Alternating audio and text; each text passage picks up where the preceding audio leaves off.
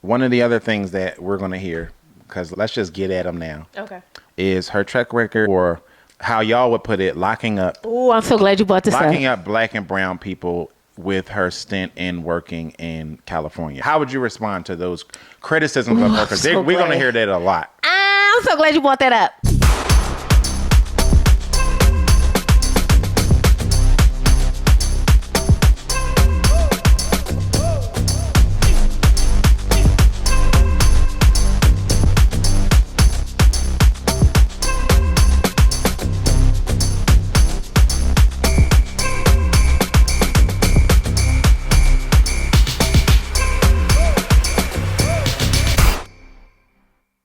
Hey, my loves. Welcome back to our channel. I'm your girl, Intisar Eleanor. This is my beautiful husband, Joe.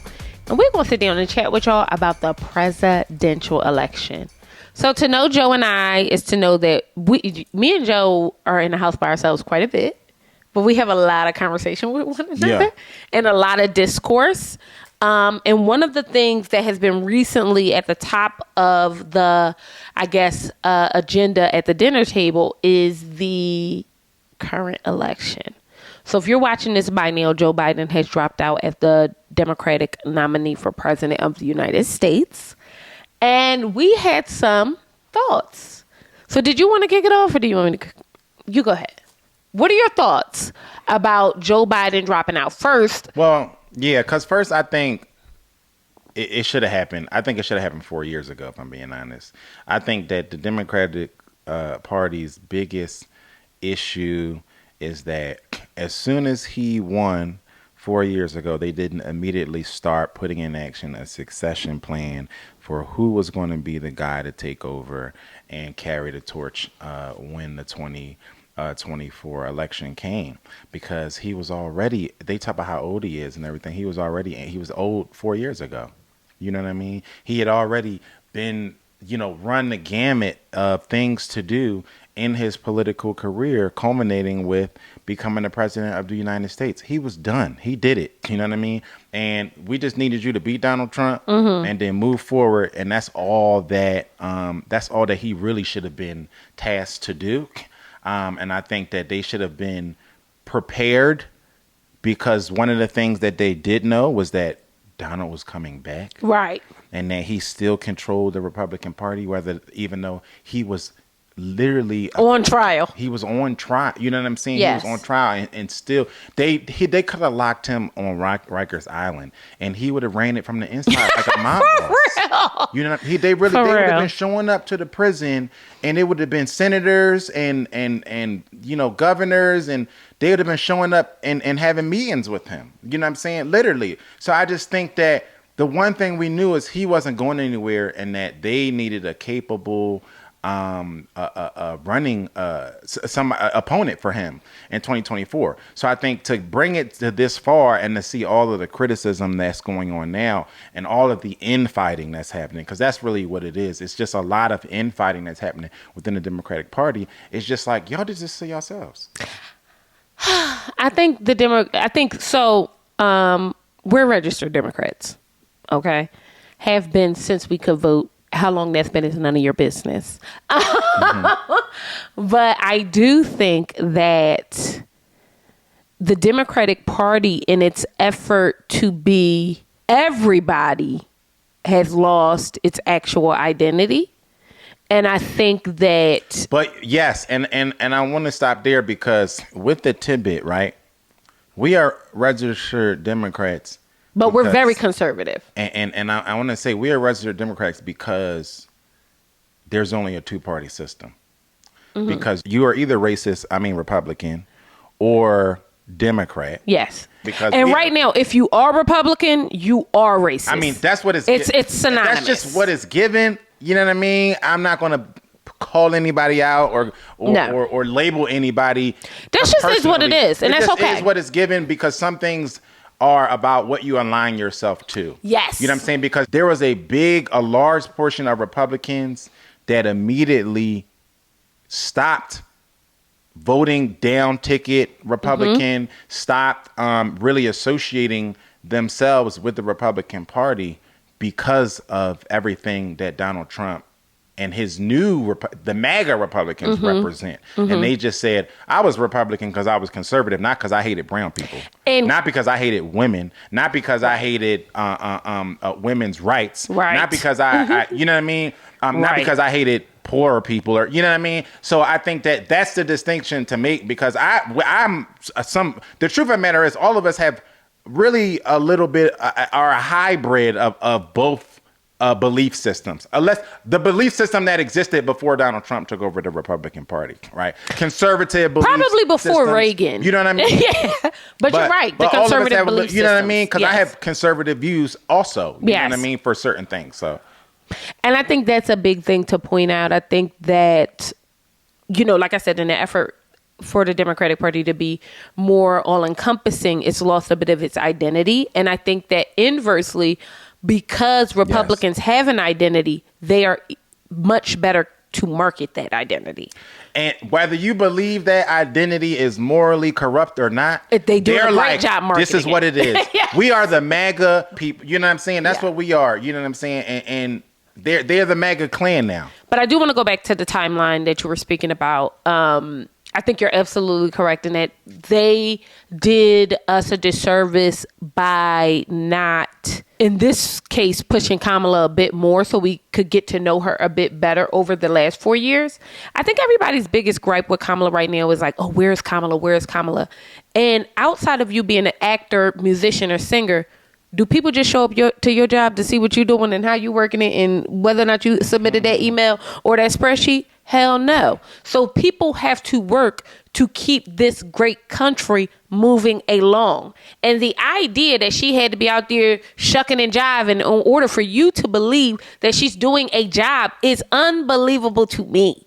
But that is the Trump effect. Because the truth of the matter is, prior to the anomaly of Obama, not even Trump, Obama, they watched him like a hawk. That's why it was a 24 news cycle. We want to know everything this nigga is doing. And I'm saying that on purpose because that's what they said.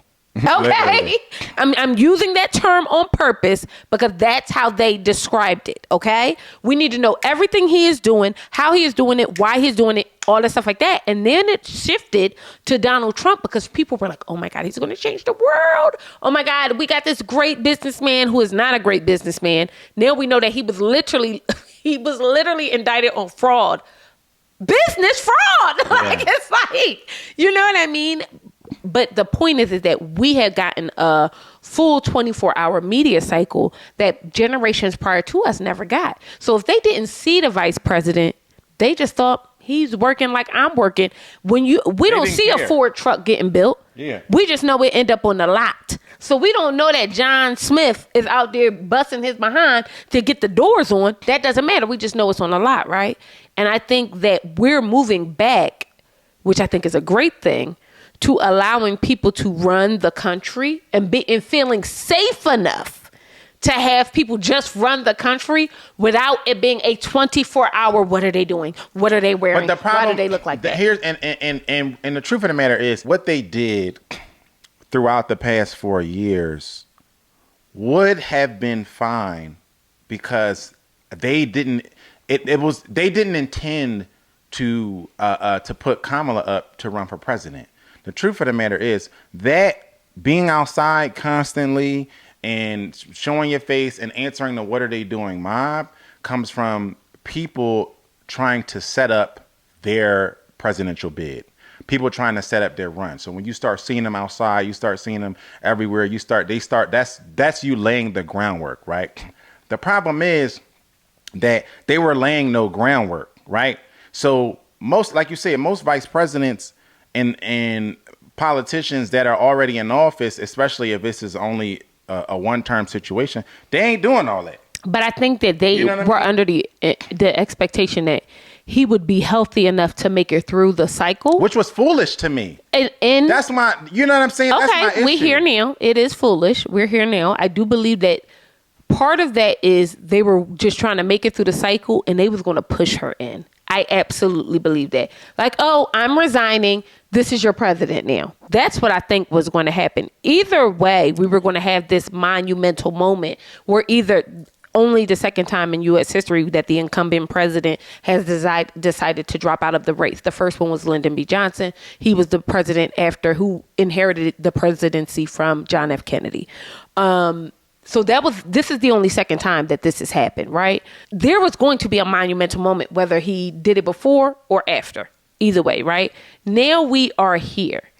And part of me, in my optimism, thinks that once they realized they had messed up on the strategy, they started to strategize, okay? It is no secret that they waited after the RNC on purpose. He could have said this a while ago. He knew he wasn't going to keep going.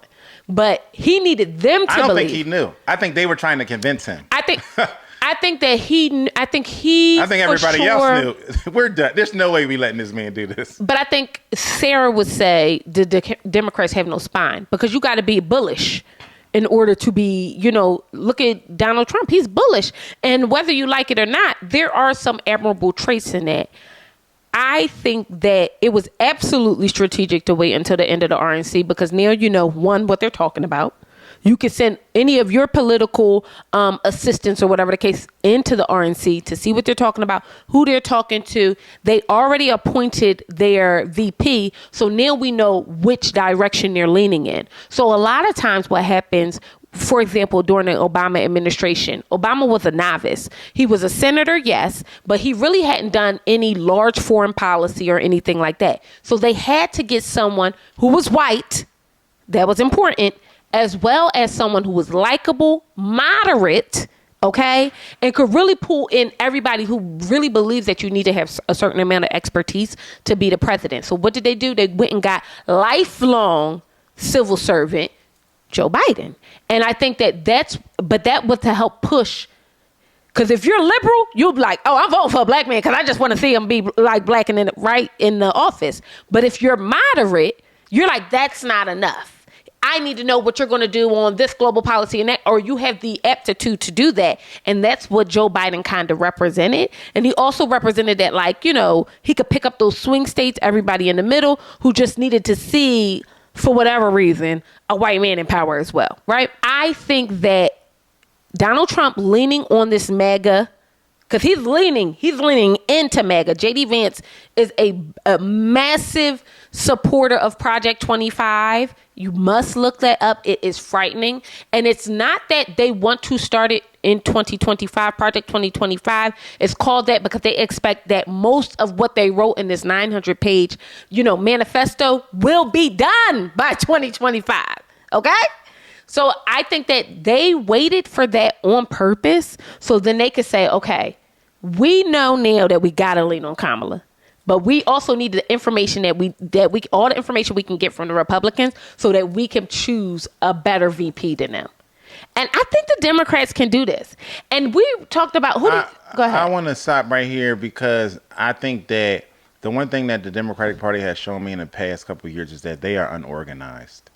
And I think that it sounds good in theory. But I think I want to give them the credit of this being some type of late master plan. I just don't feel like it was. I think I listened to AOC just a couple days ago get on her soapbox about how no one knew what was going on and no one knew what was going to happen and no one had any answers and she couldn't get any answers and she didn't need the answers. People were calling her, asking her about the things and leaks that they heard coming out, and she knew about these meetings and things that they were happening, and she said she would be in these meetings and they would be throwing on the table the topic of changing the ticket and having Joe step down, and then her saying, I think that would be okay if you guys can what's the plan for that, right? And she said the common denominator in all of these meetings, all these people that she talked to was nobody had a plan. And she said that's what made me so nervous about even the aspect of doing it. She said I had less of an opinion about whether or not doing it was right or wrong and more of just a want to hear what the plan would be, right? And so I think that that's what I'm speaking to when I'm talking about their lack of readiness and preparedness in setting this situation up, because I truly do believe that as of a couple of days ago, they didn't know what the hell they was fitting to do. You know what I mean? And that is my issue, because even Now we're at a point where the Democratic Party is severely behind, right? Because of all the truth of the matter is the election doesn't start in November, right? 2 weeks after the Democratic National Convention is when some of the first ballots are allowed to go up in a couple states, right? So the election effectively starts like very soon. You know what I mean? So now they're trying to figure out what they're going to do and who's going to be the vice president and who's going to do this and who's going to do that. And it just seems like the one thing that they have consistently been is unorganized. So this could be my optimism, or this could be just my job, right?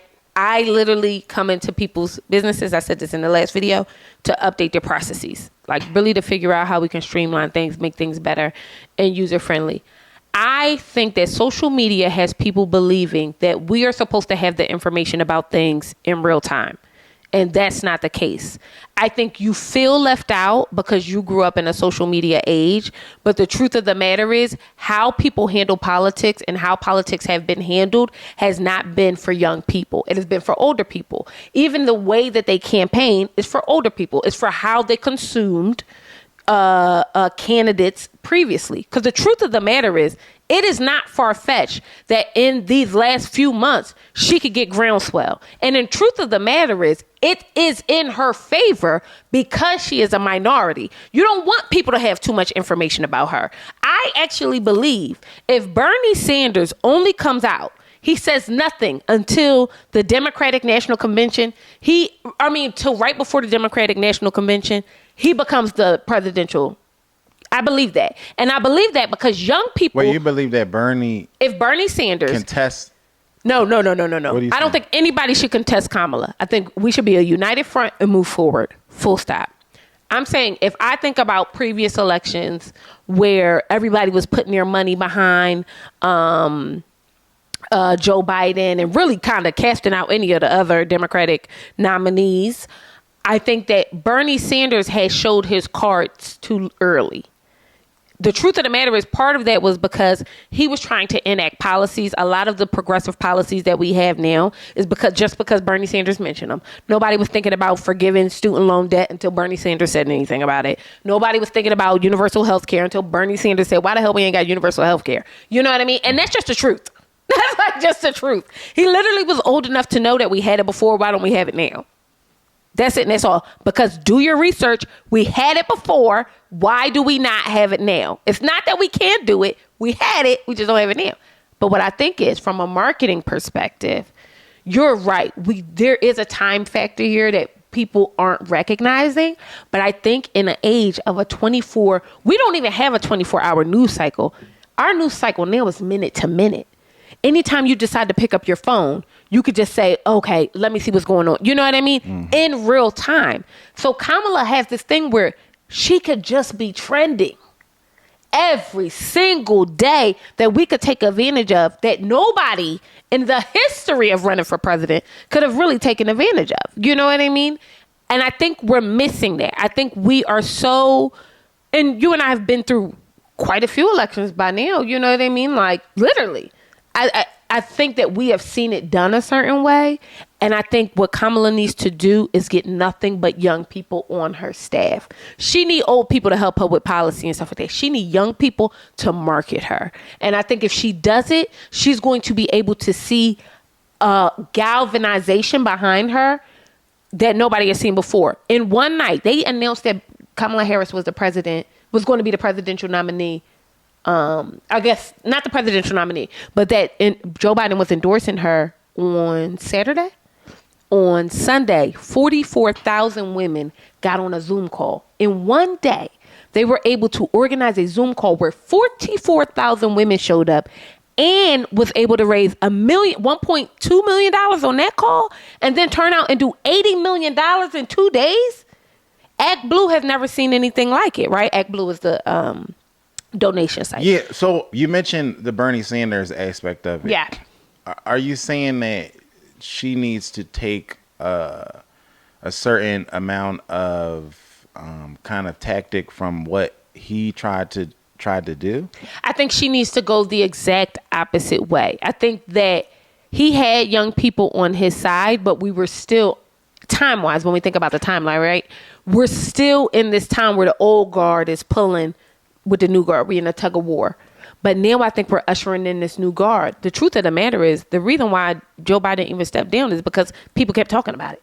They just kept talking about it and kept talking about it, kept talking about it. And then the Democrats was like, okay, whoever is the higher echelon Democrats was like, all right, y'all, we might have to make some moves here. You know what I mean? Because we don't think we're going to get that same amount of support.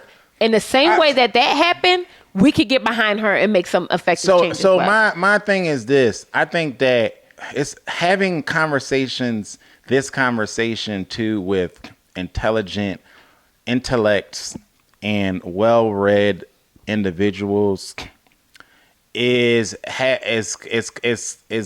complex in the sense that the majority of the voters are not that. Yeah, right.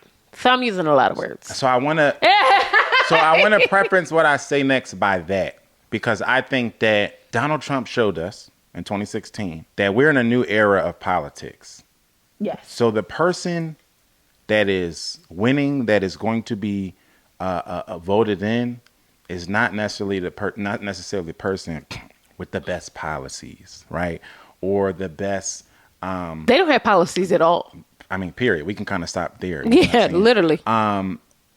It's a lot more stripped down and simple-minded, and I think that for Kamala, the reason I'm nervous about Kamala right now is not about like her processes behind the scenes or her policies or her qualifications. She's overly qualified, the same way that Hillary Clinton was overly qualified. It's that America.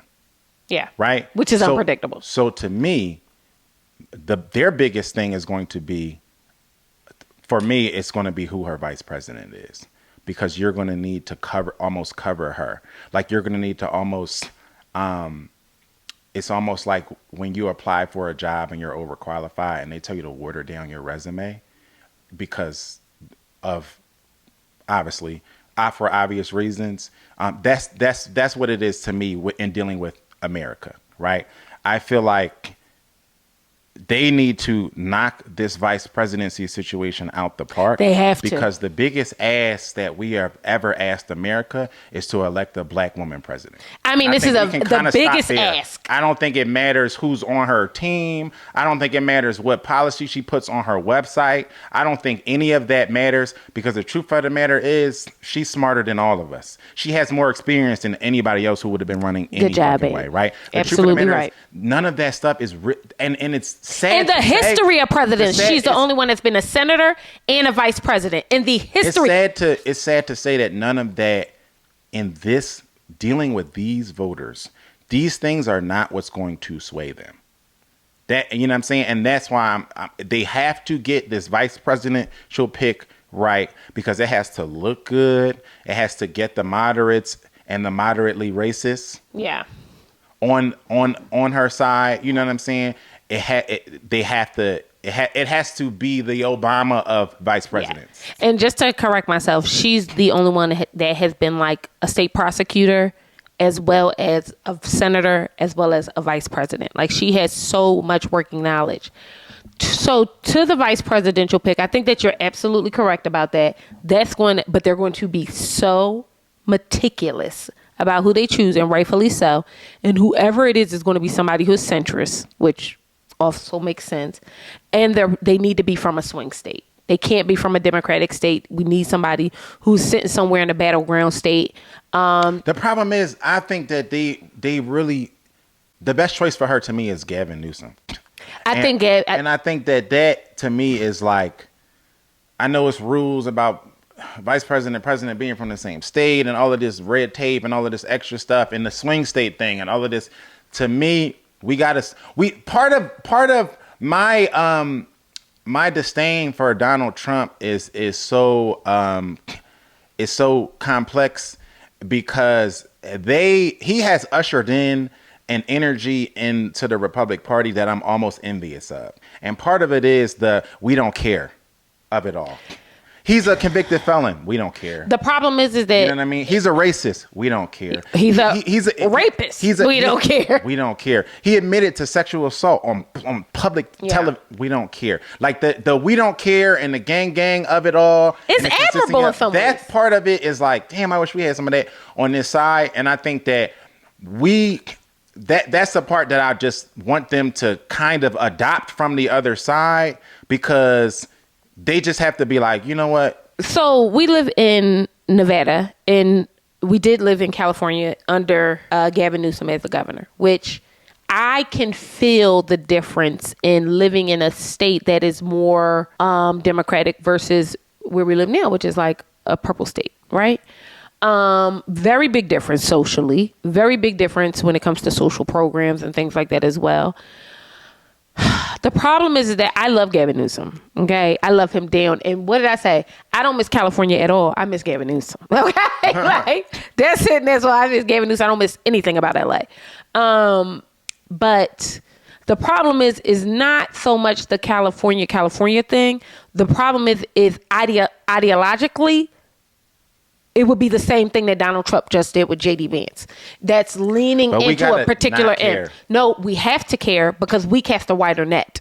And the truth of the matter is we cast a wider net. Democrats, and unfortunately, because we cast a wider net, because we cast a wider net, and because we do not have the gang, spirit, we have to lean into our entire population. We have to stimulate the entire population. And I think that you guys need to look into Governor Shapiro from Pennsylvania, which is also a purple state. And Mark Kelly, my dad just sent me this guy, Mark Kelly from Arizona, I believe he's a senator in Arizona, Democratic senator, very centrist. However, always votes Democratic on Democratic policy.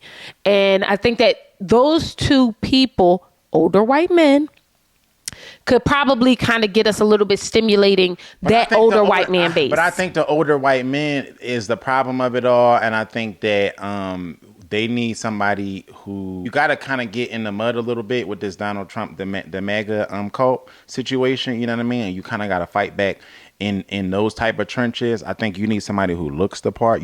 I think you need a recognizable name, which is a big part of it. Gavin Newsom is a rising star in the Democratic Party for the past couple years. And talk about slow drip. They have been clearly priming him. Pay attention to the interviews that he did, the sit-ins that he's done for Joe Biden the past 3 or 4 years. It's not going to be Gavin. He's been going. I'm not saying. And I think it would be a huge mistake. I'm not saying it's going to be. I'm saying that pay attention to the way that they've been priming him. You know what I'm saying? Because you I do believe that. They have absolutely been priming him. That. Political pundits will tell you he's definitely going to run at some point for president. And I think he could end up in a cabinet. If it's not this year, he's definitely going to run at some point.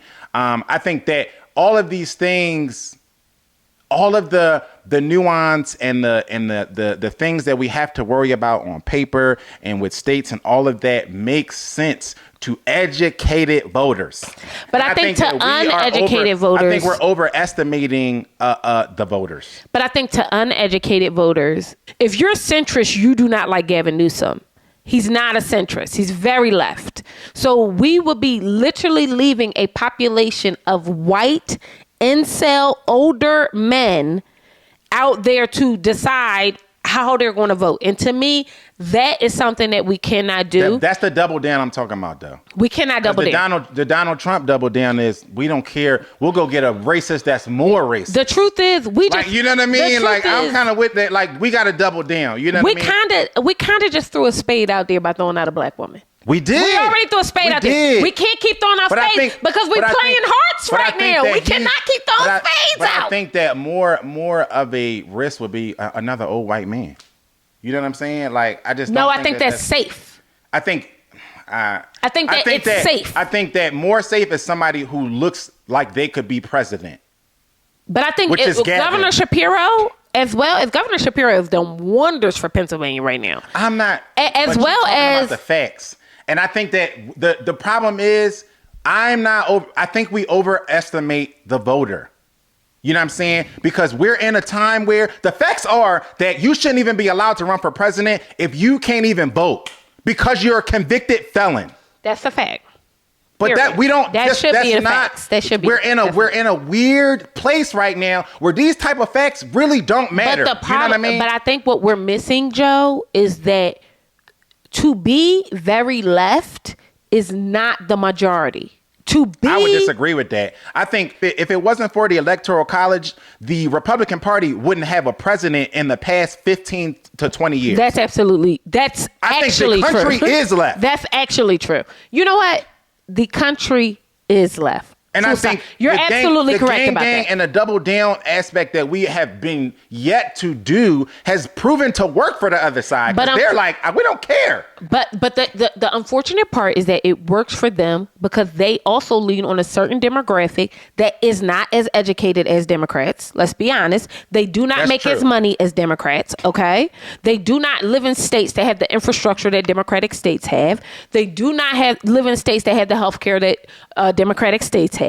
They do not live in states that have the social programs that Democratic states have. So they are a specific demographic of people who almost because it's cultish.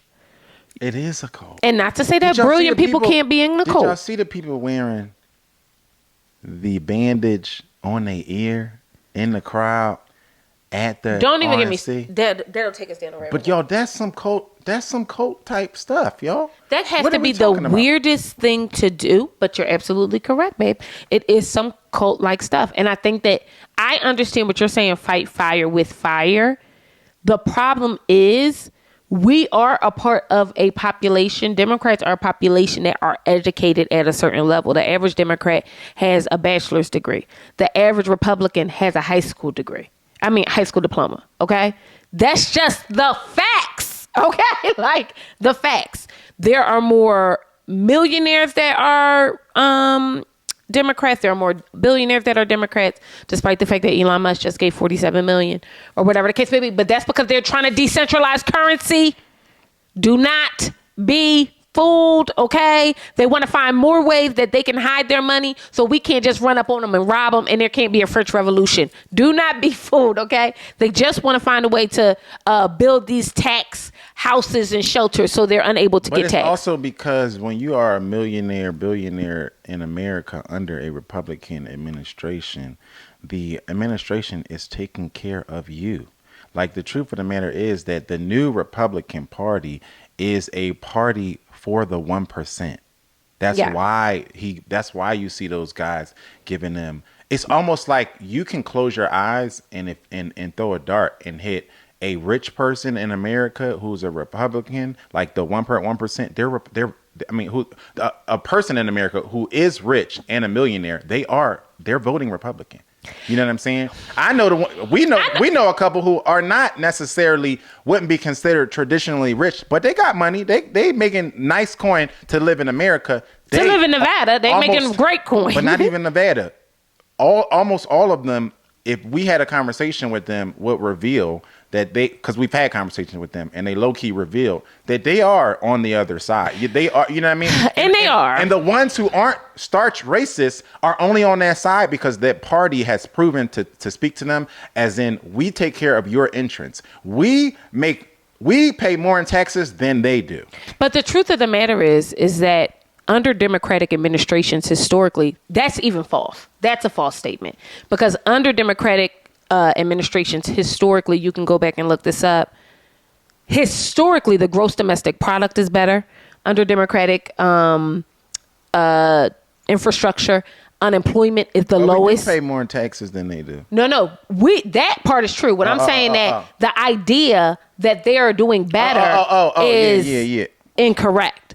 The truth of the matter is, well, maybe not, babe. So let me take that back. Because I think what you're speaking to is that their corporations are doing better. And that is true. They lowered under Trump's taxes, the corporate tax to 21 from 37 or 35% down to 21%, which is massive. But our middle class tax was lowered for 2 years and then has ballooned and will continue to exponentially balloon until 2025 when we get a new tax code. Because they don't give a damn about you if you are middle class to poor. They do not, but they have huge, but the MAGA people live in the middle of Wisconsin and live in a trailer park. They did. And they're like, you know what? I could be a billionaire. They do not care. Like, You couldn't possibly. And y'all ride around in y'all Teslas. And but that's where we are. He don't even want to pay y'all livable wages. It's just the most fascinating thing. But not only that they are the party of the trickle down economics, right? Yes. So their thing is, we won't give you any money. We'll give your bosses the money, because then your bosses will take care of you. And in the history of trickle down anything, it's never happened. That has not happened. It's never happened. So I think that's what's also very telling is they hone in on the people that they want to take care of, and they do not care about anybody else. But I think that is such an American ideal. We do not think as a cohort, we only care about saving ourselves, because the truth of the matter is a 38% corporate tax is still a very low corporate tax in conjunction to any other business that's ran in Europe or anything like that. That's a very good corporate tax. It's actually low. You know what I mean? There's places in Europe that you can't make $100 million in $1 because you're taxed to the 90th percent on that $1 over $100 million, right? So the idea that we have been able to build billionaires in America at the rate that we have is telling of how our economy is not working for middle class people. But the middle class people on the other side will tell you that's the American dream. And I'm talking about the people who literally cannot get health care, can't pay for gas for their mobile home. I'm not even joking, because y'all know I play country music, so I've seen these people. I know some of these people. This is not a. We have literally talked like, to I'm gig serious. workers. Like, Joe had a friend, and this is just how Republican antics will literally make you vote against your own well-being. Joe had a friend. I would say the Republican culture. Yeah. It's a movement now. It's not even a party. It's a movement. Which is where Democrats need to go if they want to do. That's what I'm speaking to. It's a They have created a Republican culture. Yeah. Where people will vote against their own actual factual circumstance. So we were in the PPP era where Joe was at the time a gig worker. And what that means is just that, like, if you're not working, you don't get paid. But in an economy that Donald Trump created at the time, because he did not listen to Dr. Fauci when Dr. Fauci told his ass that the C virus was coming, loads of people lost their living. Okay, loads. And what's weird to me is that that's something that Republicans never talk about. Ever. It's like we don't talk about our entire economy being shut down for a year. He gave you a good economy? What? It was a $4 trillion deficit because it shut down for an entire year. But talking about voting against your own rights, one of Joe's friends, who is also a musician, we were all having this conversation about, we're in the midst of, like, coming off maybe we're right in the midst of the pandemic. Mm-hmm. We was coming towards the end of it. Coming towards the end. And one of his friends, we were talking about collecting unemployment. Now, I worked throughout the entire process, or whatever case may be. I wasn't laid off, but I was big on telling Joe, like, you gotta, and I think it made him feel better too, like, to make sure he was taking advantage of certain programs or whatever the case may be. And his friend said he didn't want a handout. That's exactly what he said. He didn't want a handout. Which is a talking point of the culture. It's a talking point of the MAGA culture. Just full disclosure. But it's so fascinating. The poorest of poorest MAGA people will say the same thing. But the richest of richest MAGA people love handouts. That's all they want. That's how they got a corporate tax rate that was decreased from 37 whatever percent, approximately 37%, to 21. And that was just simply a handout. That was like simply a handout. And he literally said, and when I heard it, because I used to contort myself into a pretzel to make people feel stupid. Now I no longer do that. But now I'm just like, you just dumb. That's on you. I'm like, so you're not going to apply for a program that you pay taxes into because you don't want to be viewed as receiving a handout, and you have not worked in 9 months. And at the time, y'all taking a gig where y'all getting paid $100 a night. And I'm not even being facetious. That was the price. And that might have been Joe's price. just so you can say you working.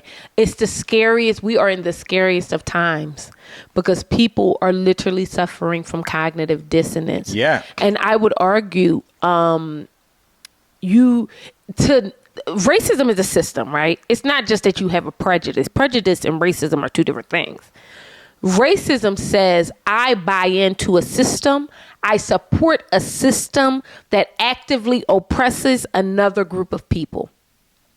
Right now, if you are a part of this Trump MAGA, to me, you are a racist. Full stop. And we have friends who they pop up on our thing, whom I love, who I'm like, you're just a racist.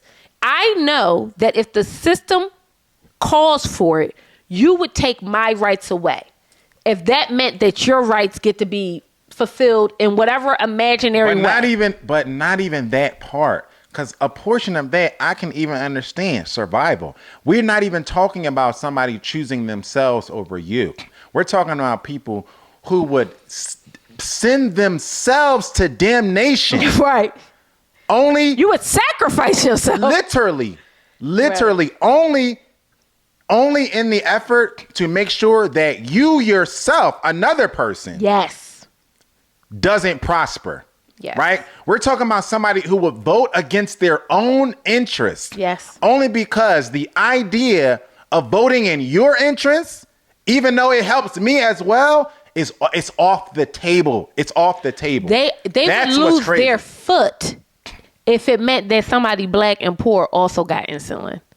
They would be like, I just got to sacrifice my foot. Yo, because they cannot get no insulin. It sounds like a joke, but it's the truth. It's really a reality. Like think about the MAGA cult and think about the demographic that buys into it, right? Think about the country guy, the country farmer guys, right? Do you know what Donald Trump's presidency did to farmers?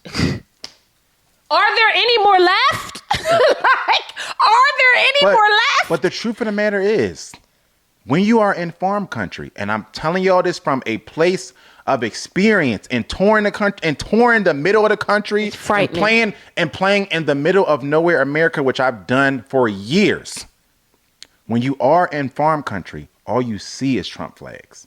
All you see is MAGA flags. Literally. And I mean, just do your research. And that's just one industry, right? So we're talking about people who have created such a culture that they will ignore the hardships that the party has put on their own selves, their family, people that are in their tax bracket, and they will vote for somebody who diametrically opposes their entire way of life. Their entire existence. Only their to wear the MAGA flag. It's very scary. Existence. Literally their entire existence is frightening. Especially if you're a part of a marginalized community, like being a woman. Yes. Which is... I just can't. But if you've listened to us this long, this is our invitation to invite you into the new gang of Democrats where you just gang, period. We just got to be a little bit more gang this time around. And then in 4 years, we can start to push. We could be a little bit more frivolous with it. But right now, it's get down or lay down, okay? And that's for Democrats, that's for centrists, that's from people who are part of the LGBTQIA community, black people, brown people, whatever. We got to be gang right now. Like, you know what I mean? Because some way, somehow, they have managed to be gang and win. Yes. Even though they are the minority. Yes. And I have to tell us that because I think we move like we the people who ain't the minority. To your point, you made a very good point earlier. If it was a popular vote, we would be Finland. Literally. If we were able to elect the officials that we voted for, one vote, one whatever, we would be, doing much better economically. The Electoral College is literally only still in place to keep the balance of power with the minority. And I'm not talking skin color, right? I'm talking the conservative party, Republican Party minority to keep them in play. That's the only reason why. Well, it was actually created, and you're absolutely right, because it was actually created to make sure that the certain states, specifically southern states, southern leaning states that had southern leaning policy would have equal rights as these other coastal states. So the California being one of the larger states, New York being one of the larger states, having larger people per capita, they wanted to make sure it was an even playing field. When in fact, because California has more people, they should have more power. But that's just what it is. But not only that, the entire system. I mean, they claim that it's democracy, but it's built in racism. It's anything but democracy. Yeah. Hillary Clinton won the popular vote. Hillary Clinton, Al Gore, John Kerry. So if it was democracy, it wasn't every Democratic president. You were right. They wouldn't have. I'm telling y'all, they wouldn't have a president if you're right. So I'm saying we do have the numbers. You know what I'm saying? Yeah. Like we just gotta act like it. We just gotta We got to act like it. So that pushes us into Kamala. I think that a lot of misinformation is going around about Kamala. I think. Well, how do you feel about them saying? Because this is a big thing now that they're saying amongst the blacks. I'm seeing on social media. So let me say that too. How do you feel about them saying that she's not black? Because I see a lot of people saying that on social media. I think who cares? I think I don't think about it. I think that is something that somebody from outside of the Democratic Party planted a seed on, I don't know, the Shade Room. I don't even know if it's on the Shade Room, but I'm certain it is. Because I think it is. Literally against black progression. I do not care that it's owned and operated by TD Jakes or whoever affiliated with them series. I do not care about any of that. They literally are aiding and abetting our demise. And I love the Shade Room. It can still say it's aiding and abetting our demise. My question for the people who have been pushing this literally only in the last 24 hours because no one cared. Who cares? 6 months ago. But my question is, so let's go with your premise that she's not black. So she's Indian, right? Because that's obviously a part of her makeup. Now what? But that's my point. As a matter of fact, it makes it better. Does that make you go, I'm just curious to these people, and if you're watching, please comment. Does that make you go, she's Indian, I'm not voting for her? You know what it is? What I mean? Black people, black people. We have this weird thing about identity, anything. I think it's so important to see people of color in places of power. Heavy on the people of color. I think it's very important for me as a black woman to see a black woman in a place of power. So I don't want to get that jacked up. But I think any person of color in a place of power to me is a win. Right. I don't even see how this is even a conversation. And I think it's small-minded on social media to allow it to continue to be a conversation. Because blackness, being African American, is not just the color of your skin. It's a culture. She went to Howard University. Okay. Mm-hmm. She is a part of the illustrious Alpha Kappa Alpha Sorority Incorporated. Culturally, she is a black woman. And I'm not talking about no Rachel Dolezal kind of stuff. I'm saying like this, for real. I'm saying we talking about she had a 90s Toni Braxton haircut. You know what I mean? This is a woman who is rooted in black culture because she grew up in it. See, we can't imagine that for some reason that if you are not visibly, I don't even know what this is. That's why I think it's planted by other people. Because black people can look at other black people who don't look necessarily black and still be like, you black. We do it all the time. We can't. Whoever planted it is being carried. It's being carried by. It's being carried by us because we haters, high key, and I mean that respectfully. And that might be the larger conversation, like as to why they take part in the identity politics in a big way. We saw it with Obama and how they attacked him for his middle name and all of this other stuff. And they didn't want Obama to be black either. Y'all remember that? So now you see us, having it as a thing on, the big radio, our big personalities, the Charlemagnes and you know what I mean? Which Kamala don't take you better not take it's happening. They already booked Kamala, I pray. It's happening. I want Kamala to do a chitlin circuit. I want Kamala to do, I do too. That would be all of the podcasts that people actually listen to. That would be cool. Because I think Charlemagne has been co-opted in a way, and you and I had this conversation the other day. There can only be one Wendy Williams. And Wendy Williams had a way of being personable and cutting you to the quick that nobody has mastered, except for maybe Howard Stern. And he ain't either, okay? And I think that as Charlemagne started to make money, he has cloaked his change of his ways in therapy, but it really is in capitalism. Oh, I could see that for sure. You just making more money and you in rooms with people where your opinion about them matters to them because they are just as egotistical as you are. That's really it. And you understand how egos work now because you got one. That skin cleared up. You looking all good and shiny.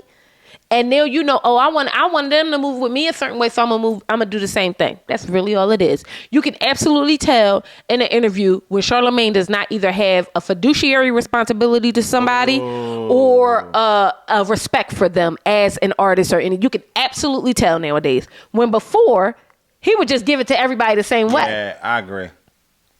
Do not take your ass up there. Because even, this is off topic, but we pretty do much this done anyway.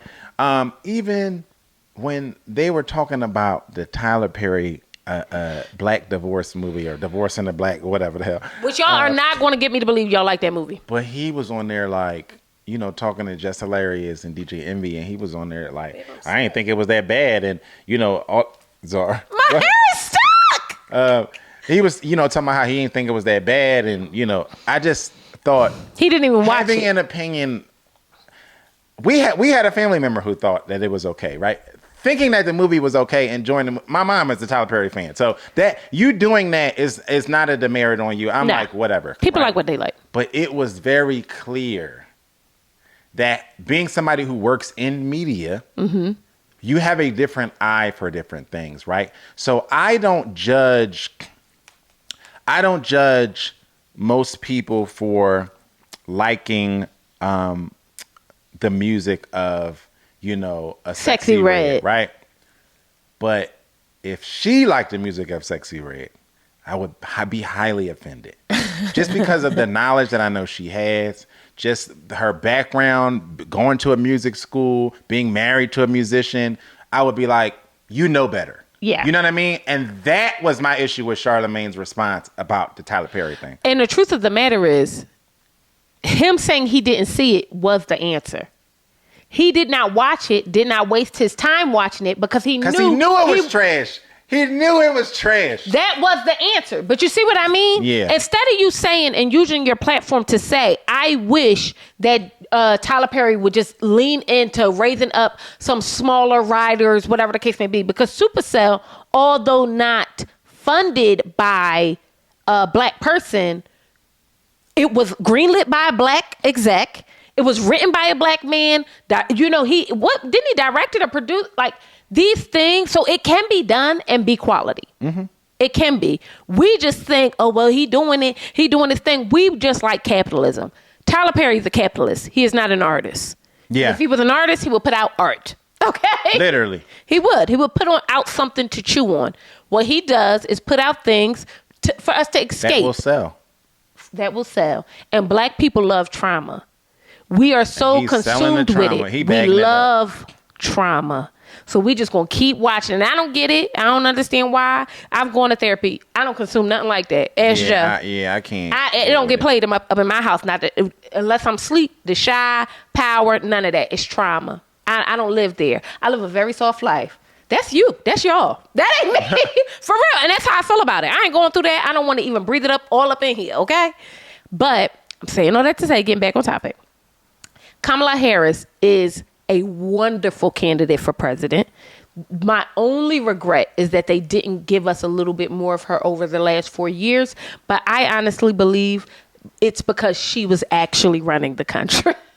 I honestly believe that. This is a brilliant woman. We have watched her spar with different senators and statesmen over years. I mean, she has like a 30-year career that is at the highest points of every industry and sector that she has been in.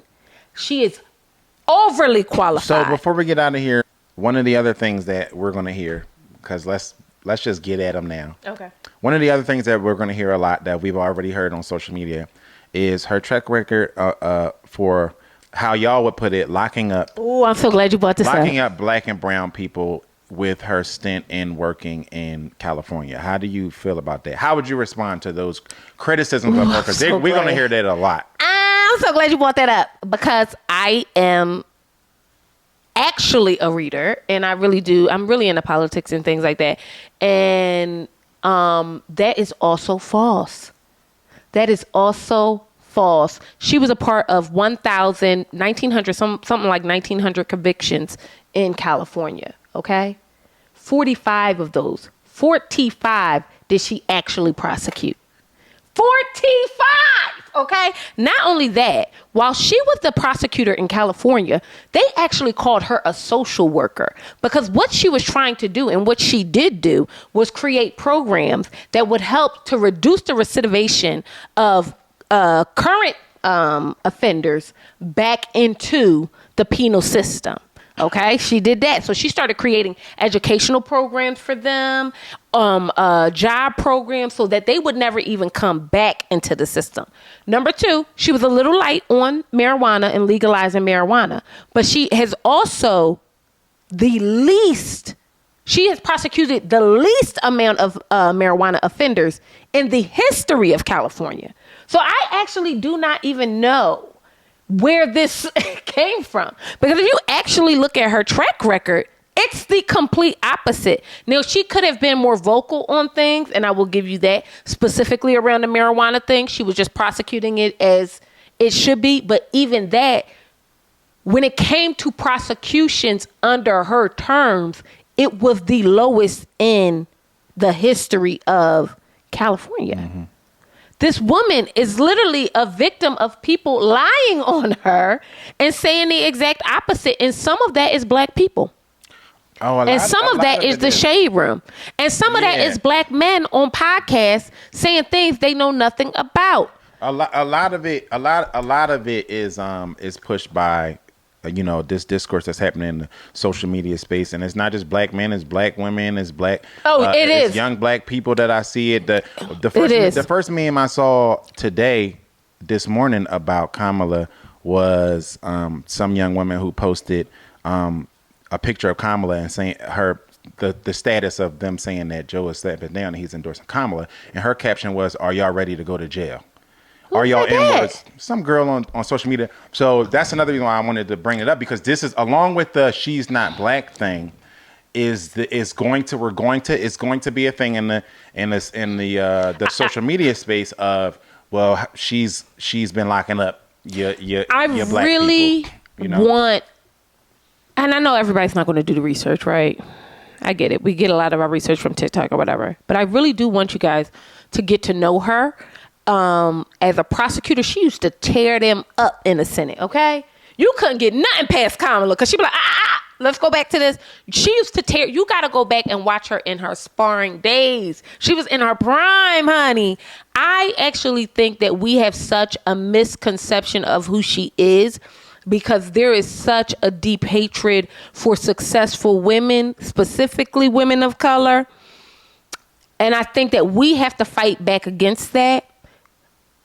It is even in comparison to other states, as a state prosecutor, she still did not prosecute as many people per capita that she could have. She still didn't do it. They literally called her in the papers the social work and prosecute. They didn't even think she was a prosecutor. They told her she was a social worker. And all she do is bring up programs for social programs. None of this has anything to do with prosecuting criminals. And that's primarily because she understood that and she led the charge on taking money out of the penal system. So now, if you are a nonviolent offender, then you don't have to pay bail. If you were never an offender, if it's your first time offense, you don't have to pay bail in California. Like, these things were born and bred from Kamala Harris. That's number one. Number two, black people have a way of aligning themselves with the negative parts of us the majority of black men are not in jail. Right. Because the majority of black men are not criminals. Right. Now, there is a percentage of black men in jail that are in jail for crimes they did not commit. Yes. But the people who are in prison are people who did something to be in prison. So even the conversation that, prepare to be in jail, as if she created a policy that you just being black in America will get But you put in jail. It's completely asinine. Especially when we have the Central Park 5 on the other side. So we know that there's a group of young men. For? Who are y'all stumping for? Because we rapping, but my response to a lot of y'all who have these disparaging things to say is that on the other side is a starch racist. Who is a fraud. He literally was indicted on 30 some accounts of business fraud, which basically says however you valued your business, 30 some times you lied about it. But not only 30 some businesses, you lied about it. Not only that, they have examples, documented examples of his racism seeping into his business and affecting his black and brown tenants, right? Obviously, if you do your research, you know that the Trump name is really built off of real estate, right? Go do your research on when you're talking about how she locked up all your cousins, Pookie and Ray Ray and all of them in San Francisco. Y'all love to align yourself with negative stuff. Go look up who the person on the other side is and how his racism so public that his former lawyer, who is white, a white man, came out and called and said he's racist and literally gave examples of how he used to try to qualm his racism in the public eye. He would have to tell him like, yo, you got to chill. You can't say that or you can't do this, right? This is somebody who used to work for him. But also being a black person and listening to black people talk, sometimes we try to offer this position like, we're being open to conservative policy or whatever the case may be to make ourselves sound smarter and to align ourselves with whiteness because y'all think white ice is colder and y'all think that anything that everything is pandering. When the Democrats do it, it's pandering. When Donald Trump do it, it's what? Right. Right. You know what I mean? Like, so for me, it's like, blacks for Trump? Are you crazy? What the hell is that? Right. It sounds like if slaves could have T-shirts with the slave master name on it. But that's here nor there. Kamala Harris is our, hopefully will be our Democratic nominee post the Democratic convention. Do not allow Joe Manchin to come in here. He literally diametrically opposed every Democratic policy he could. He maligned Democrats on everything that he could while calling himself a Democrat, then became an independent. And what he's trying to do, they say he's trying to come back. And we are not going to allow it. Kamala is going to be the next president of the United States. And because I believe in manifestation, we just got to say it like that. And Joe knows that because me and Joe be having conversations. I'd be like, I don't like the loser spirit. I don't believe that there are any losses. There are only opportunities. And we have an opportunity to do something crazy, amazing. I don't have a loser spirit, but what she talking about is... Yeah, I don't want to say... What she talking about is y'all listening to a lot of y'all speak and think y'all thoughts in the social media space is discouraging to me. And that's what she talking about. And I'm talking about down to the people who talking about how she's locking up y'all cousins and she ain't black. I can't even believe this is the conversation. From there down to the educated people who are just still upset that they sat Joe Biden down. And the Republican Party, this is my last tidbit. The Republican Party months ago started lining up their lawyers to contest any change at the top of the Democratic ticket. Do you know why that is? Because they have the Supreme Court. So anything that they do, anything they try to contest is going to get passed because they have a Trump Supreme Court. And not only that, they would prefer to go up against Joe Biden. Yep. They wanted Joe Biden. If they could pick their opponent, they would have picked Joe Biden. Yeah. So the idea that they would get somebody who was younger, more capable of putting sentences together, capable of walking up and down stairs, Yep. somebody who looked stronger in the media, somebody who spoke stronger in the media, somebody who was a much more formidable opponent. The idea that Joe Biden would be replaced by that person literally frightened them to the point where they had their lawyers ready to contest a change at the top of the ticket. Y'all have to pay attention when these things are going on. So I'm talking to not just the people who talking about things that they know nothing about on social media, but I'm talking about the educated ones who are pissed at the Democratic Party for just making a change in general. Anybody, not even just Democrats, anybody who just finds themselves moving away from that kind of ideology, that, make America great again ideology, which is also unoriginal, BT dubs. If you're moving away from that, I think that I'm not going to let my impulsive thoughts. I'm sorry, I'm not going to let my impulsive thoughts take over. I want you guys to really, really, really lean in and get to know Kamala. Don't do it from a space of disdain. Do it from a space of I just really want to know what this woman has done. You would be so pleasantly surprised and impressed. And I think if there was a way, we were all impressed with Barack Obama, he was the golden ticket, right? I think in the same way that you will find yourself even more impressed with her, because she is even more qualified, has much more experience than him, and now that she has the vice presidency, I think that we are in such good, safe hands. So thank you, Joe, for having this conversation with me, honey, and thank you all for joining us. Do us a favor, bust down, subscribe to this channel. As this is unfolding, I think this was big for us because so much is happening, so we had to talk about it. It's big, right? As this goes on, you'll see us come back and chat about this more and more. And these are things, just conversations Joe and I have together. So we figured we'd just share with you. So thank you guys so much for joining us again. I'm your girl, Intisar Eleanor. If you were offended here, speak to your mammy about it. I don't know what to tell you. And God bless, okay? This is Joe Conner, and we'll see you guys later. Bye.